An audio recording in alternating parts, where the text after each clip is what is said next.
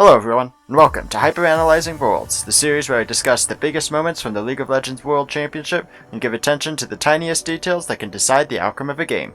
This week we will look at some plays from the 2021 Worlds Semifinals. In the first of 5 games between Damwon Kia and T1, this play gave Damwon the first major lead of the series. Very explosive next fight, but for now, very much a battle of map movement, not a battle of skirmishes or big plays. It's Showmaker fishing over the wall, trying to find something, and that's going to be it. Ghost finding the shot, looking for the 4th bullet, now stepping forward. Gale Force maybe a bit premature, but here comes the curtain call. Carrier now has to make his way out, flash out to safety. The bullets connecting, waiting to go over the wall. Canyon raiding right there, turning back into the fight, but he'll go down in the meantime. Damwon Kia, priority access to the Baron. Yeah. Faker cancel his recall, maybe he's looking for Ghost. He will get spotted out though, Damwon can collapse on him. Realm Warp coming in, just trying to dissuade the Baron, but Damwon Kia unfazed. Yeah, they're just going to go for it. Showmaker over the wall. He's looking for Oner, trying to keep him away from that, so it's not a 50-50. Oner on his lonesome has no damage, and there's Ghost one more time. Gumayushi over the wall, trying to get the Baron. Can he do it? Can he do it? No! Canyon with the smite secures it. Damwon Kia in total control. As both teams stand off in the mid lane, Showmaker makes the first move, hopping over the wall and landing a chain onto Kana. This, combined with Sigil of Malice and its mimicked version, deletes most of Kana's health, as Kana's flash does not build enough distance to break the chain. Oner uses Heroic Charge on Showmaker, which ends up being pretty unfortunate for 2 reasons. First, it means Oner is no longer in position to block Jin's deadly flourish, so Ghost is able to finish off Kana. Second, Oner's charge doesn't actually stun Showmaker against the wall, so Showmaker is able to blink away and avoid any return damage. Damwon are able to chase down Carrier, and even though he flashes over the wall, there is no way for him to get away from Damwon with Ghost using Curtain Call. With these 2 kills, Damwon turns for the Baron. Faker tries to hide on bush and pick off Ghost, but Ghost is wary of this possibility and he hesitates as he enters the river. Faker gives away his position without hitting Ghost and is forced to back away. Damwon burned down the Baron and Showmaker jumps over the wall to stop Oner from going for the steal. He keeps Oner rooted in place for a long time with Ethereal Chains and the Mimicked Chain, and Showmaker even has enough damage to kill Oner to fully shut down the chances of a smite steal. Gumayushi still tries to go for the steal with bullet time. He is almost able to kill Canyon, but Canyon has Nerves of Steel as he doesn't smite early to regain health, which likely would have resulted in Gumayushi getting the Baron. Instead, Canyon lets his health drop so low that the next wave of bullet time would kill him, then he smites the Baron to finish it off. This is very well played by Canyon, as smiting too early or dying before using smite both would give Gumayushi a chance to steal the Baron, but Canyon is able to smite the Baron in the tiny timing window that ensures that he will claim the Baron and survive. With this series of plays, Damwon earns the first major gold lead of the series, which they convert into a win in Game 1. In the next game of that series, the tables turn and it's T1 who wins big around the Baron. They can get this if they want to. Faker has the ultimate up. Kana's going to TP top. T1 have to contest this, but they have no vision. Carrier's on the way. 6k. Getting lower and lower, could all come down to a single lead. Faker, a single smite. Faker over the wall, 16. Oh, Oner! It's massive. Faker off to the backside. Keep your eyes on that one. They find the reset. That's going to be 1. Frozen Thralls now coming out. Damwon Kia getting routed in the river, but Canyon still standing strong for a moment. No! Double, triple for Gumayushi. Follow-up kill. A smite steal from Oner. The rookies on T1 are making their mark at Worlds. Showmaker wants to make a play, but not today. Sit down, Showmaker. This is T1's time. Oner, the 18-year-old jungler, steals the Baron. Damwon starts the Baron following some recalls from T1. Faker teleports to the top lane minion wave, and Oner is still around to look for a steal. He walks up to the Baron pit with Baron dropping below 3000 HP, and Beryl headbutts him away, but not before Oner places a control ward in the pit. With that control ward giving him vision of the Baron, Oner knows he needs to get back into the pit quickly. He flashes forward and uses Safeguard to dash to that ward, getting him into the Baron pit with the Baron at around 1500 HP. A big crit from Ghost Draven drops the Baron to 888 HP, and this time it's Oner who lands the perfectly timed smite to claim the Baron for T1. Oner then uses the Dragon's Rage kick on Khan, giving Kana a target to engage on with Yasuo's last breath.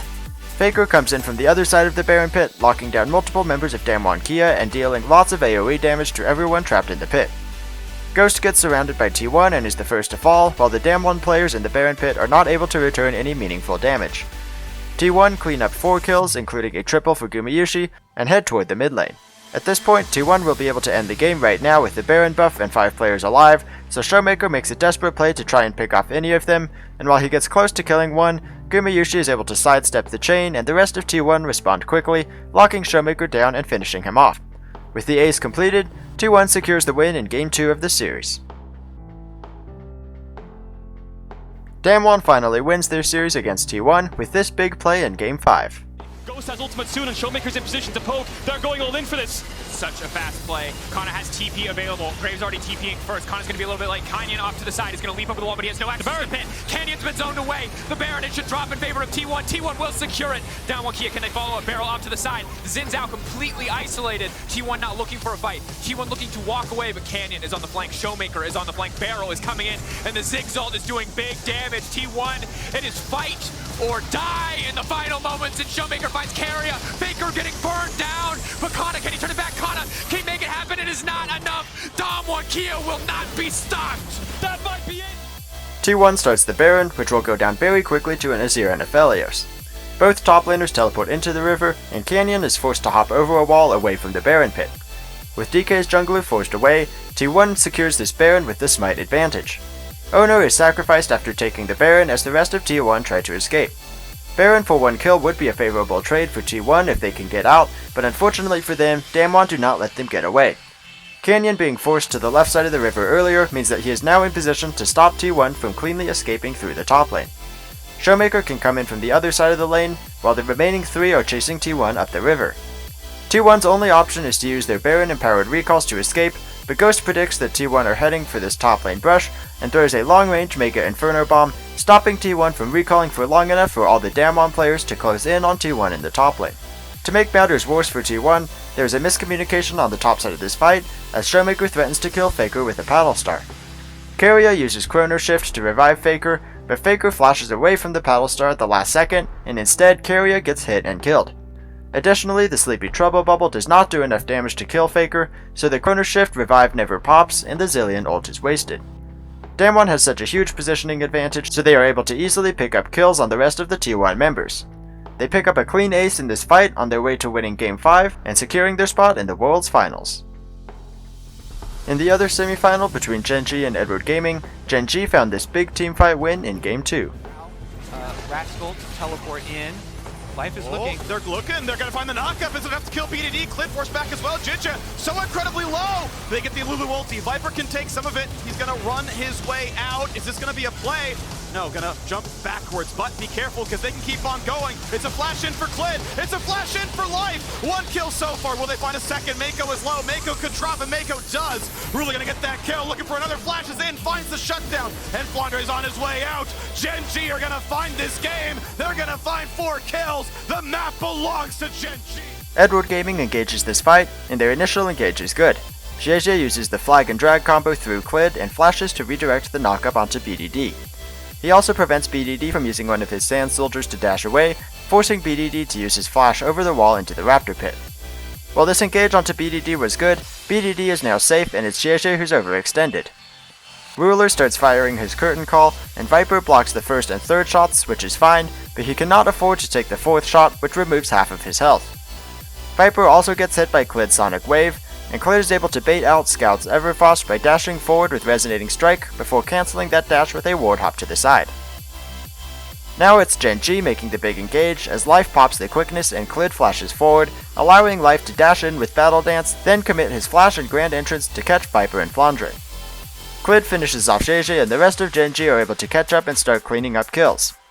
While this was happening in the jungle, Rascal forces Scout to back away from a 1v1 in the mid lane, and now Rascal is able to loop through the jungle behind the fleeing EDG players and stop them from escaping. Gen.G win this fight 4-0 and win the game just 2 minutes later. Game 4 of this series was carried by Scout, who made this huge play on Zoe. EDG have the dragon spawning in 1 second. Will they find a team fight is the question. It's Viper coming in, taking some damage, a really good culling.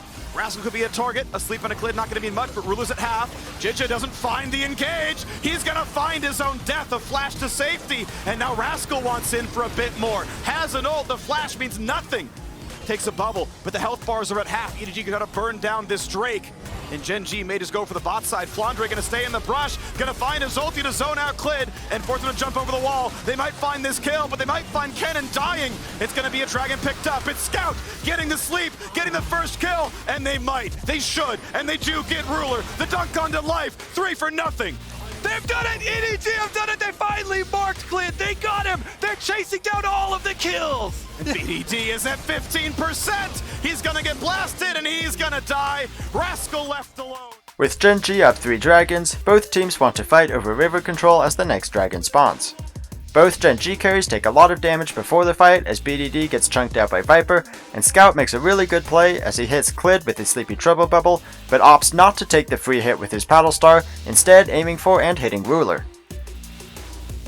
JJ takes a lot of damage in return as his engage doesn't stick, and both teams temporarily back away as all health bars are sitting around half. Flandre goes for a one-man slicing Maelstrom on Clid, who is the primary target right now since he has Smite and can look for the Dragon's Deal. But while Flandre isn't able to finish off the kill, Scout portal jumps into the river and nails Clid with a Paddle Star for the first kill of the fight. During that same portal jump, Scout also hits Ruler with a Sleepy Trouble Bubble, which guarantees the death of the enemy AD carry. As BDD walks away from the fight, he runs into the low health Scout and goes for the 1v1 kill. Scout plays this well, landing the initial sleep into a big damage Paddle Star. Mako flashes over the wall and ignites BDD, but he does this right as BDD turns to hit the blast cone, so Mako immediately gets launched back into the river. However, Scout, with the help of Mako's ignite, has enough damage to finish off the kill, and even uses his stopwatch to dodge Emperor's Divide at the end of this fight. Scout would end up with an incredible scoreline of 12-0-7 at the end of this game as he brought EDG into Game 5 and eventually won the series and a spot in the finals. Thank you for watching this episode of Hyperanalyzing Worlds. Hit subscribe and come back next week for my analysis of the Worlds Finals.